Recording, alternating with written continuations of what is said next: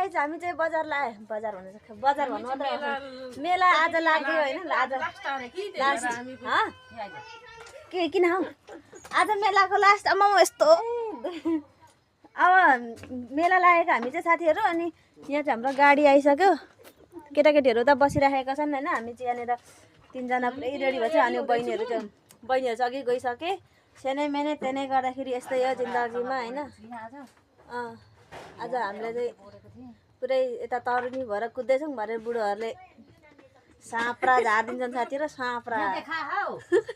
के देखाउनु हो लु है साथी हामीहरू चाहिँ लाग्यौँ है चासक तङनाङ भन्नु न तङनाङमा लाग्यो भन्नु पनि आउँदैन मलाई चाहिँ होइन यहाँ हाम्रो काका हुनुहुन्छ यता फोको पारेर पुरै सायद सबै एकैचोटि ग्रुपमा बसिरहेको छौँ बहिनीहरू जग्गे गइसके अनि हामी चाहिँ यहाँनिर चोक पुग्न आँट्यौँ होइन अब एकैचोटि मेला पुगेपछि कता देखाउँछ किनभने यहाँ बाटो अलिक खच्राङ मज्राङ छ होइन केटा भरे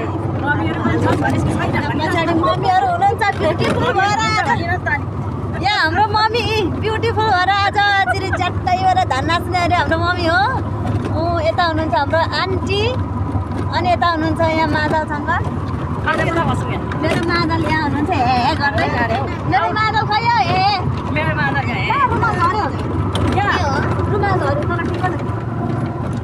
अनि यता नयन बोजू नाति यहाँनिर बसिराखेका छन् होइन पुरै भिडियो बनाइदिनु भनेर लु चोक पनि पुग्यौँ साथीहरू अब एकैचोटि मेला पुगेर अब देखाउँछु म चाहिँ सँगसँगै हामीले